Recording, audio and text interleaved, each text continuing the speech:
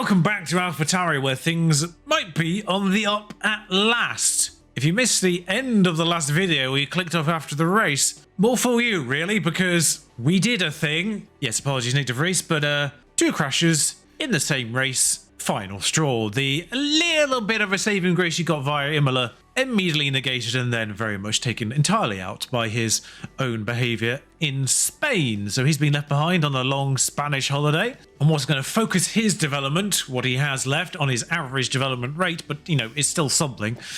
He's only 1 year younger than Nyck de Vries, of course, but 5 points starting higher. And importantly, with the paired engineer that he has, Hamalan, he already has good affinity with him because of the past. We'll focus on short runs because his cornering is sub 80, his accuracy is sub 80, and braking is always a good one to have. Assuming it still operates in a similar way as it did last year. Braking was the optimum statistic last year, so smoothness is something we're going to have to look at. The fact that ALBON has 79 smoothness is insane, by the way. The man who does probably the most laps on a single set of tyres in the past year of Formula 1. He has the record for the most amount of laps done on any given compound, and he's got 79 smoothness. I don't mind him not being the smoothest, but what? This is, of course, the man who did an entire Grand Prix and then on one set and then pit on the last lap. 79 smoothness. Whatever. Well, we won't talk about his wages, though, because, yeah, the game's not really balanced there, I don't think, but, you know, we make do. But he does have 2 points for Williams already, and they aren't necessarily that much better than us.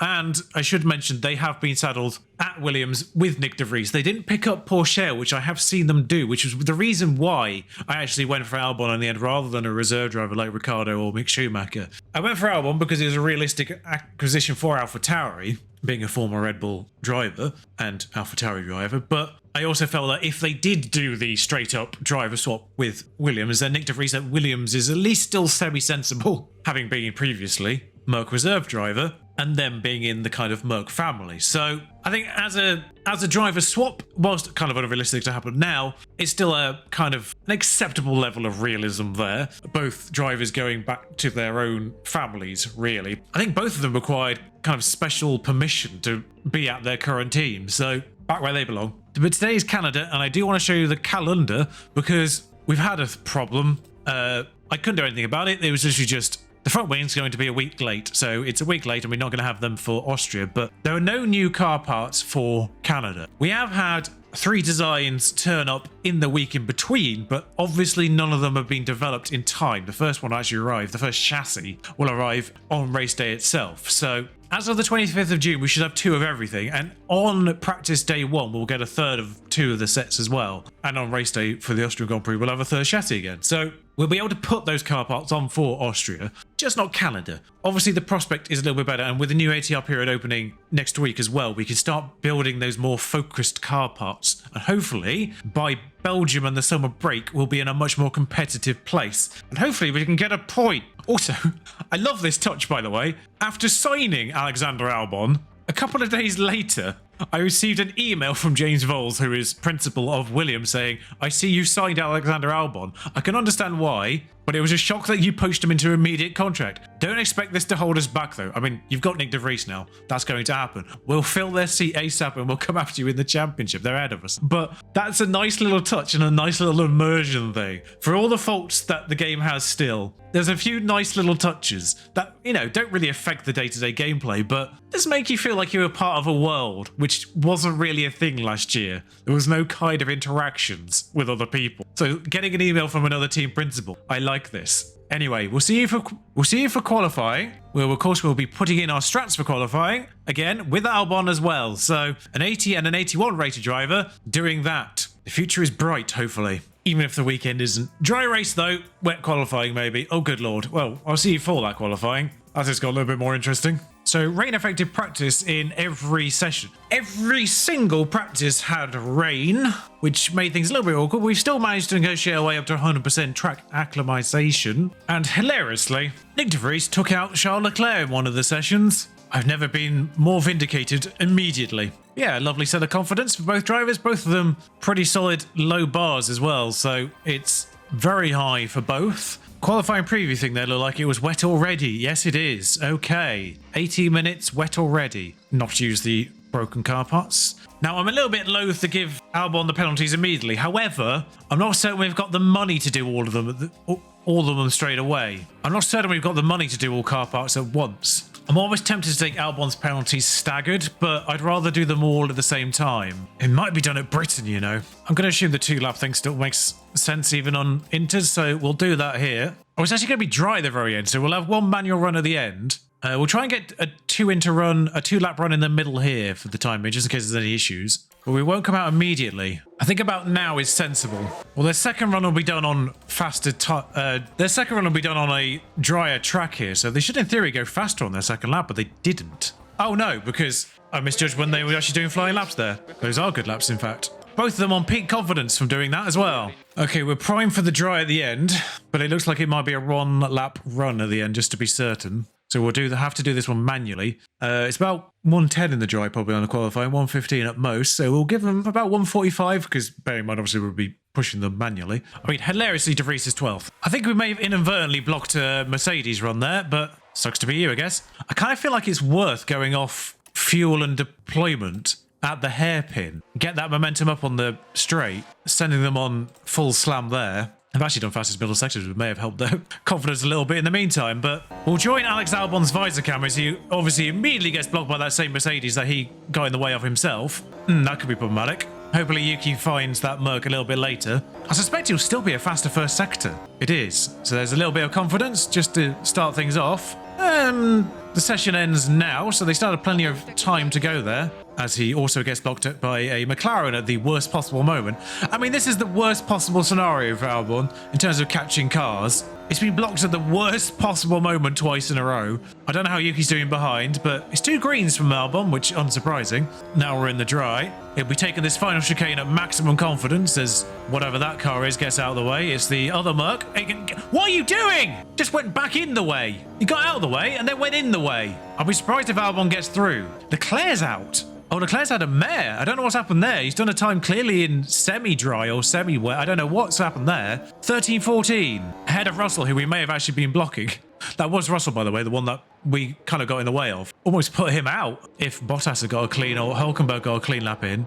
So we're through by accident, almost. And knowing that we definitely got blocked on that flying lap makes me think we could be faster than Nyck de Vries in the Williams, who has a penalty anyway. We'll send them on an early 2 for there, and actually make sure they are on a 2 for when we get in, because I remember last time they didn't actually do that. No cooldown lap. Right, rain. Well, there is going to be rain, and I'm not sure they'll actually get 2 laps in, but oh, for God's sake. I don't mind using fresh tyres, actually, which I've been forced onto by accident, but we're chasing De Vries as well, so he might end up giving us a tow. We're certainly faster than him. I suspect we got held up by every single driver there on the second run, but because obviously everyone came out because of the rain, I think we got held up on the second flying lap, so we didn't really make that much of an improvement. But Albon 12, Snowder 13 is now going to be wet for the rest of the session, so there's no point even reacting to anything. So 12 and 13 is where we'll start that race, which is solid, really. Norris ahead, I'm not too mad at. And in a way, I'm kind of glad we haven't snuck our way into the top 10, because then we won't take that confidence hit of going backwards in the race. So I think we're in a nice spot for maintaining confidence, because confidence is king. And Nyck de Vries is now technically the better driver than that Williams with a penalty is probably helpful. Because A, it promotes Charles Leclerc,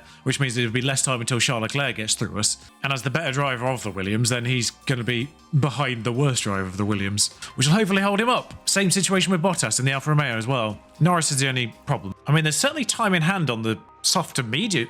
There's time in hand on the soft to hard strategy, so I think a soft to medium is probably viable. Completely dry race as well. Why is soft to medium 10 seconds slower than soft to hard? Why is he slower than medium hard? That's not been a thing. In fact, 2 stops faster. Does it know which tyres I'm using? Obviously, you'd push that, but I don't know whether it's better to run long here at Canada, because it's not exactly unlikely that there's going to be an incident. So I almost feel like you should go as long as possible, hope there's an incident, and then just slam it. I don't understand that, because literally everywhere else, medium soft is faster than hard soft. For some reason, it seems to think the hards are faster here. To the degree that it actually goes faster from that point. This, I'm just going to throw this out there, this might be a problem, this might be a bug, but it's saying that this, going on hard to lap 26 and then doing 2 softs as they are right now, obviously I've not optimized those 2 stints, but they're saying 26 laps of hards and then the remainder soft is faster than 16 laps of hards and the remainder soft, even if I were to optimize these. You know, that's not even getting into danger territory on those softs. For some reason, it seems to think the hards are king. I'm almost tempted with Albon to do this, but Albon's the lead of the two. You can actually even push them as well. I don't understand why that would be slower. That's only 2 seconds slower, apparently. I'm tempted to see what happens. This is a bit of a risk move, but it's also, we haven't got new car parts, so I'm just fascinated to see how this plays out. We actually start 11th and 12th because of a penalty ahead of us as well. I kind of forgot about that. So off we go. The drivers are ready and raring to go. It's the Canadian Grand Prix. And it's lights out, and away we go. Interestingly, it's Verstappen and Alonso, just as it was, I think, in real life, is 1 and 2. The same as last year as well. And despite being on hard tyres, Albon and Norris are fighting in that first pairing. Yuki Tsunoda fending off Piastri from behind. Who had the penalty? Ocon, right to the back. I've underfueled by 2 laps just because incidents are likely. And it does give us 3 kilograms advantage on everyone else as well, hopefully, provided they just go level. I'm actually intrigued because apparently there is a data view in this. Might need a lap to actually come in that, so yeah, the data view might need a lap to come in, so I'll just check afterwards. Tsunoda's struggling to keep up with Albon in the race, but that's actually not too problematic. I'd rather not enforce team orders and keep him behind. But Albon pressuring Norris on hard tyres. I'll come back in here. We can actually kind of afford a little bit of aggressive driving here. I don't know where the hards window actually is here. One thing I have noticed though is that it is a bit difficult to keep tyre temperature here in Canada, even though the track temperature is 35.5 degrees. You can sort of push the temperatures quite a lot. Might need to cancel off the ERS there, but curious. So this was a page I didn't know existed. Now I believe the ERS is wrong. I mean, actually they have Piastri's deployed there. Look, that we're not certain. That's obviously the ERS percentage, but that's their charge. They clearly do use their ERS, which was a question. The fact that Logan Sargent went faster than Max Verstappen on equal tyres at one point in Imola proved that to me anyway. But Piastri is a 99.5, but Charles Leclerc has only done 97 kilograms. Bear in mind, that's basically what we're on 2 laps under. So the Ferraris are under fuel fairly significantly. Norris is under fuel more than Piastri. It's odd that they're capable of different numbers than us. The Alpines have gone even further. Sargent's car is actually pretty broken. Yes, the Alpines are significantly under fuel, but even further, keep an eye on Ocon as well, because he's taken penalties clearly for these 2 pieces, but didn't take an engine penalty. So we'll keep an eye on Ocon and his pace, because that's a problem. And we'll definitely keep on Sargent's pace, because he should be nowhere in this race. He's ahead of his teammate, though. So that does answer my question, is whether or not pretty much everyone else under fuels. I don't think anyone's actually at 100% race distance fuel, which probably explains why certain cars slow down over the course of the race as well, whilst being seemingly unbelievably quick at the beginning. So we know that Piastri deployed on lap 1, so we should expect him to fall back now because he's no longer deploying. I want to stay on aggressive, actually, because going on aggressive, he's still coming down, and we know aggressive will actually get to the pit stop that we want it to. Lap 4 DRS's thing as well. I think we'll come off pushing fuel, though. I'm concerned that we're fighting each other rather than going forwards. Leclerc getting Albon's probably fairly sensible here. I know that's obviously going to tank his confidence down to medium, but Joe's locked up in turn 8, but I think there's been a separate incident. Oh, so Joe had a problem in turn 8, then got going, and immediately... That is the most accurate message I've seen. I mean, if I was Alfa Romeo boss, I'd be shouting that. That is the funniest thing I've seen so far. I was hoping we could maybe use Leclerc to get... Leclerc is already up to 11, by the way. So this will do Albon's confidence the world of good. I'll kind of let them run in phases here. Am I the only one starting in hards, by the way? Yeah, everyone else is doing the reverse, it seems. So we do have to bear that one in mind as we struggle to keep in touch with people. I think now... he's on the inside now. We'll have to probably let it go another lap. Hulkenberg's made his way through as well. I think as soon as Albon gets ahead, or if Albon gets ahead, Yuki's actually holding with Hulkenberg now, and Albon's struggling to keep up. Not quite sure what's going on with Albon there. He can't keep up with Tsunoda. And in fact, he's actually going back. Oh, is it a confidence issue? It's a confidence issue, isn't it? Because Yuki's gone upwards there, but... Oh, incident. That's annoying. If it was the other way around, I might pit now. I just noticed he was out. It's not been his best race, has it? I mean, imagine his confidence is 0. I love the fact he kind of started a turn and then just went, nah. I wonder if people will pit off those softs. No, good. I think we could have a problem there, but there's some of our fuel back. I don't know if that's a good thing, actually. It actually does need to go aggressive to keep these tyre temperatures up. We'll do a few laps of aggressive. That'll get Piastri back, and Tsunoda is now fallen off Hulkenberg and struggling to keep up. Stop deploying Albon as well at this point. Both drivers back into very high confidence. See if we can sort of maintain as best we can.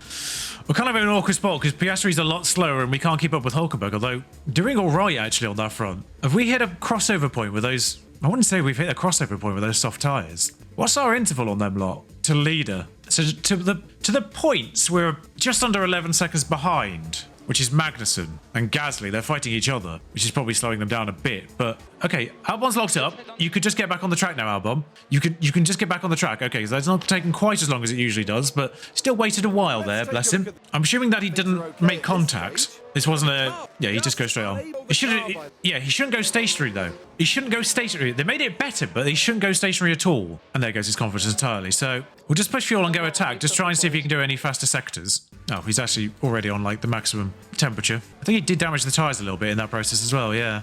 Oh, he's got De Vries for company, ironically. Hunt him down. Get your confidence back into medium by overtaking Nyck De Vries, the man you replaced. His Sargent is appallingly slow, by the way. And Ocon stuck in 14th as well. He's not making a huge amount of progress. So those two drivers we said pay attention to. We'll actually watch this replay. I mean, this is the perfect thumbnail one, isn't it? Because it's the man he replaced.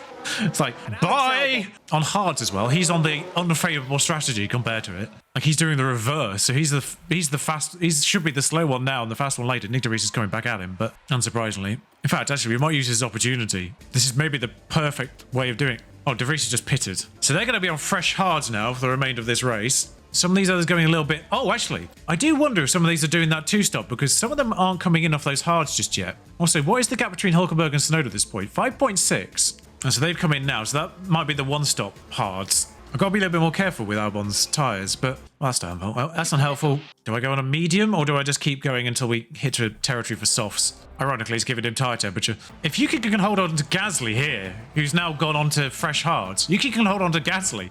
Gasly's really going to help him.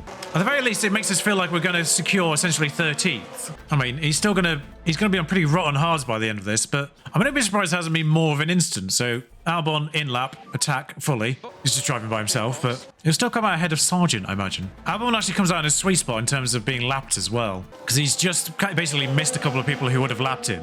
And if he can get into their territory as well, he could allow them to pull him along. I probably should have held on to Gasly for as many laps as possible there. That was a little bit on me, really. 2.5, that's not super fast. Yeah, 16th. Comes out ahead of Ocon. That was crucial. He's about to be lapped immediately, though, by Verstappen. Albon's confidence is still super low. But he has caught those front runners. So he's going to be towed along in their DRS. He's going to try and under-lap himself. So I'm not sure how that works. Who's he on the back of? Alonso, I think? 116s. Who's he trying to get caught up on, really? Oh, they're on 116s as well. 17. So he would still be going faster than them. Tsunoda, meanwhile, is doing the same with Max Verstappen. This has inadvertently worked out quite well for Yuki, provided Max is doing decent times on those hards. It's 116s, unfortunately, but he's actually just under-lapped himself and having to sort of let himself be re-lapped immediately. Actually, has the game got more sensible there? Because he's not immediately yielding. Sorry, well, he's about to get penalised. There goes Max. But if he can use Max Verstappen to get caught up, he's only 11 seconds behind Norris. I don't know how Albon's getting on that front. Yeah, he's still behind those other two. But as soon as those... I believe it's Alonso and Russell as they're fighting each other. As soon as Alonso and Russell catch up to Bottas, they'll lap Bottas, and Bottas will be a sitting duck. Not that it really matters for Albon, but 8 seconds to Norris. Albon's overtaken Bottas. There we go. I didn't even realise that he caught up that quickly. Good overtake. A little bit of a recovery drive now. I mean, at least he didn't break the car. It just locked up. So, you know, better than Nyck De Vries in that front. Fuel is going to be an issue, actually, this time round. We'll wait as long as we can. We can get about 0.3 on the lap. So we can hold off a little bit. And actually, when I say it's only 3 seconds to Norris, they're in a train to 9th. And there goes Max, actually. Max is going to break up that train. He's got Norris and pushed Norris outside the window. Apologies, this rest of the race has just flown by in terms of recording time. But the interesting part is happening now. And actually, no, Max has just got them all in the same time, which is a bit unfortunate. I was hoping he was going to get them one by one and push them all out of range, but Tsunoda's 1.7 behind as things stand. I can make him go a little bit aggressive again, get him onto the back of that, and I can get him into the points. Imagine if Albon had been here as well. That would have been nice. Alas, he's chasing Nyck De Vries. But we're on board with Yuki Tsunoda, getting into the DRS. There goes Nyck De Vries as well on Albon, I think. He's going to make it stick, I think, eventually, Albon here. We'll probably switch over to him just to make sure he does it. Or not. Okay, Albon, I don't know what you're doing there. I don't think this is the lap to try and go for it on these lot, but I think next lap maybe we deploy on them. We've got right into their gearboxes, so deploy on this lap. 4 cars being led by Hulkenberg. I think Max Verstappen has got clear, which is the main thing. Lap 60, we're now in a fight. Tsunoda overtakes Norris. I'm on board with Tsunoda. I didn't even see that. I didn't even recognise that he was on Norris. 1 place. And bear in mind, we haven't even got upgrades. There goes another one. Wait, that's Norris overtaking Sonoda. What happened there? I'm so confused what just happened. Oh, we were lapping someone. We were lapping Sargent, and then Norris got back through as a result. Damn. Albon got to reset. I didn't show you that one, apologies. Attack the next few corners and bring that gap back down. All right, so bring things back down again a little bit for a couple of laps here, guys. Magnussen is dangerously close to not being in Gasly. He's not in Gasly's DRS. You might be able to get him regardless here. Not on this bit, maybe, but next straight, we might be able to sneak an 11th here, even if it's not points. Yes, Yuki. Yes, he's on the inside when it will come to the next section, so I think he's got this. And also, this will be getting his confidence right up. Oh, his points are so close. Something's about to happen. Something's about to happen, but we're back into Yuki Tsunoda's favourite position in real life, 11th. Yeah, as Crosby says there, touching distance. And I think it actually will just get his fuel back in time. Albon might need to do a bit of lift and coast towards the end, but in fact, we might as well do it now. Problem, of course, we are the third of a 3-car train here, so it's all about getting a fortunate angle on one of them, like that, for instance. Past his former teammate. Let's not push things too hard there, Yuki. We'll watch that one again. We're watching every single one of these, giving them the respect they deserved. Just gets himself on the inside. And we've got a point as things stand. Before upgrades. We'll have upgrades next race. He's already attacking Hulkenberg. This is ninth! Ninth! I didn't even have enough time to put my camera back on. He was already on the outside of Hulkenberg before the DRS activation. And he had the DRS as a result as well. Ninth! This is unheard of. Let's go aggressive. They're going to have DRS on us again here. Try and build that gap out. We need to build a second so we can get fuel back. We just need to do like one lap of conserve and hope it doesn't put him in a spot of bother. Oh, you're shitting me. Wait, are there enough laps? Are there enough laps? I mean, this will get the fuel back no matter what. Albon, I don't think it's worth anything with Albon. Lap 67, we might get one lap. Who's out, actually? The thing with Albon is I need to make the decision now if I want to put him on a new set of softs at the end, just to give him the ultimate. Screw it. There's nothing to lose with Albon. Let's go for it. I think it's Hulkenberg that's out. Yeah, he's stationary. Yuki Tsunoda, however, both of them. It's both Hasses.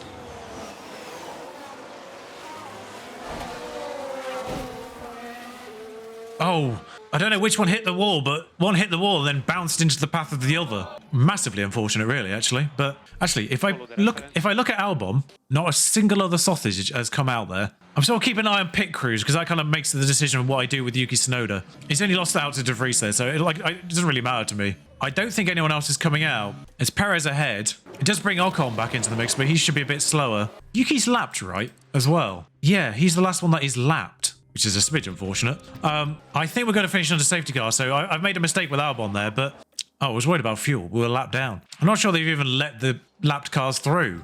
Well, this is a problem.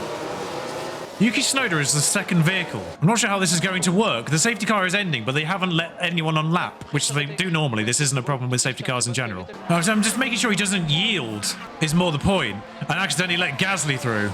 It's 9th for Tsunoda. It's points. I made a mistake with Albon. He would have finished ahead of De Vries, but 14th versus 15 doesn't matter. They've already recorded a better time. Someone caused an incident in the back. Or is it just bunching up yellow? Points! Don't care about you. We're not getting sacked. Probably. So, I mean, not a lot of action in that first 55 laps for our guys, but that was kind of the point, really. Apologies, obviously, for the lack of highlights that you saw for those first 55, but at the same time, always the plan. As I say, that was the plan. Start with the hards, run them long in case there was an incident, which didn't really come until lap 67. So, but the strategy still played in our favour in the end. Our boy on the favourable softs at the very, very end, getting through everyone that really mattered. And the best part of this was the fact he was 9th before the Haas crash. They were already 11th and 12th when they crashed. So it's not 9th. We're not being gifted 9th. We were actually already in 9th, which is a beautiful place to be, as he'll join his new teammate